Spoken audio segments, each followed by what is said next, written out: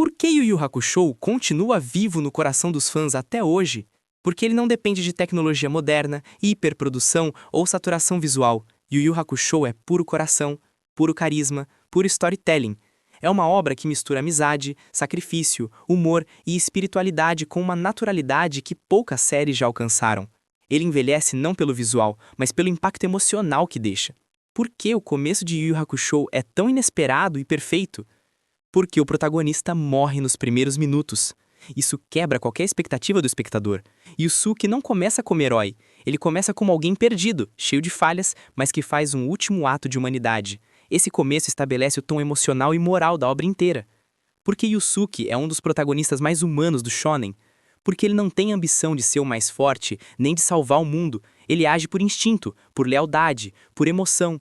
Ele é agressivo, teimoso, impulsivo, mas profundamente justo.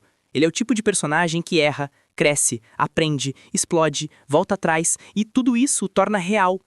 Por que o conceito de detetive espiritual funciona tão bem?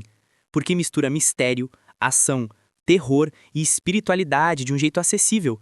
Cada missão é diferente da anterior, mas todas reforçam o mundo espiritual, as regras invisíveis e o equilíbrio entre os mundos. É uma estrutura simples, mas incrivelmente eficiente para desenvolver personagem e enredo.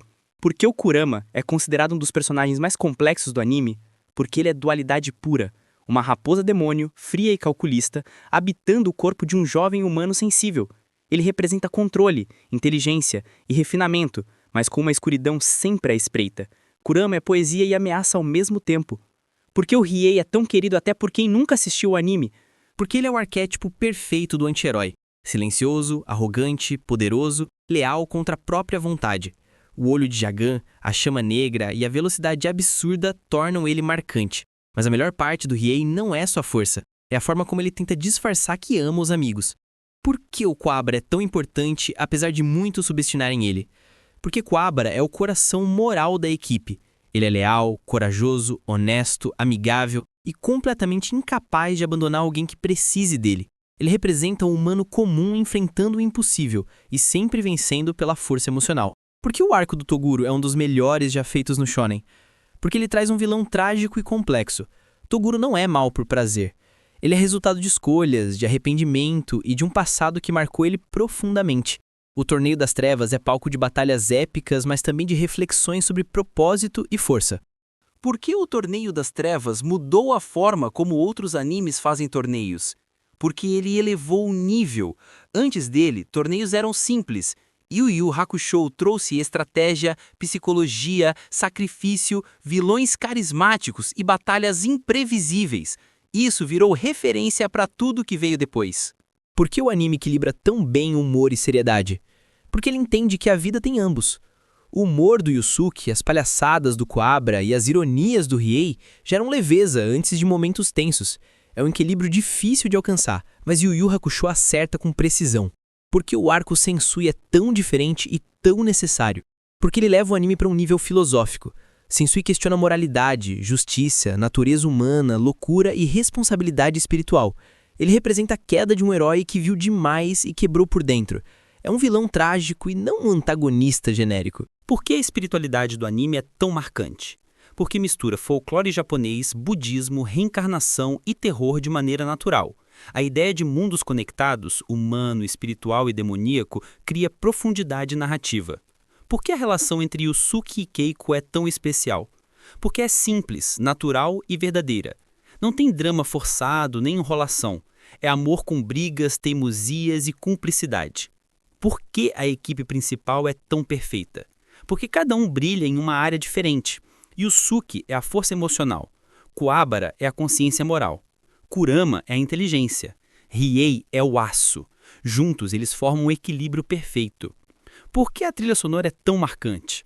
Porque ela tem alma. Mistura rock, sintetizadores e temas emocionantes. A abertura Hakusho com Hoemi no Bakudan é inesquecível. Por que o final é tão maduro? Porque ele não tenta ser explosivo. Ele mostra crescimento emocional, mudanças internas e encerramento de ciclo. Yusuke entende quem é, o time segue caminhos diferentes, a vida continua. Por que Yu Yu Hakusho ainda é um dos maiores shonens de todos? Porque combina ação, humor, drama, espiritualidade, personagens marcantes e mensagens profundas. Não precisa de 700 episódios para marcar. Marca pela alma. Por que o mundo espiritual de Yu Yu Hakusho é tão fascinante? Porque ele não funciona como céu e inferno tradicionais. Ele é um sistema burocrático, cheio de regras, departamentos, julgamentos e responsabilidades. Isso cria uma sensação de que o invisível tem política, estrutura e consequências. Essa abordagem realista é o que o torna tão interessante. Por que a figura do Koema é tão diferente do que esperaríamos de um deus ou juiz espiritual? Porque ele não é uma entidade distante e inalcançável. Ele é um líder em treinamento, cheio de responsabilidades, humor e peso emocional. Ele representa alguém que precisa tomar decisões difíceis, mas ainda está amadurecendo. Isso torna o mundo espiritual mais humano e aproxima o público dessa estrutura invisível. Por que as lutas de Yu Yu Hakusho são tão emocionantes até hoje? Porque elas não são só lutas. São conflitos morais, identitários, conflitos de honra e de trauma. Cada golpe revela algo sobre quem está lutando. Não existe batalha vazia. Existe filosofia em movimento. E é isso que faz as batalhas do anime envelhecerem tão bem. Por que o Team Urameshi funciona como família e não só como equipe? Porque cada um deles é quebrado por dentro de um jeito diferente, e eles encontram uns nos outros aquilo que faltava em si mesmos. O anime não força esse vínculo. Ele surge naturalmente em olhares, sacrifícios, provocações e confiança silenciosa. É uma amizade verdadeira, construída na dor e na vitória. Porque o arco final, mesmo sendo polêmico, faz sentido dentro da obra. Porque Togashi sempre escreveu Yu Yu Hakusho com uma pegada mais introspectiva. O foco nunca foi salvar o mundo, e sim entender quem cada personagem é. O arco do mundo das trevas não precisa ser explosivo. Ele precisa fechar ciclos internos, e faz isso com maturidade inesperada para a época. Por que Yu Yu Hakusho tem antagonistas tão memoráveis? Porque nenhum deles é mal por ser mal. Todos têm motivos, traumas, crenças e dilemas pessoais. Toguro não quer vencer, quer encontrar redenção. Sensui não quer destruir, quer reparar uma ferida emocional que nunca cicatrizou. Esses antagonistas são mais espelhos do que inimigos. E isso é raro. Por que o humor do anime é tão natural e nunca parece forçado? Porque ele nasce da personalidade dos personagens, não de situações artificialmente engraçadas.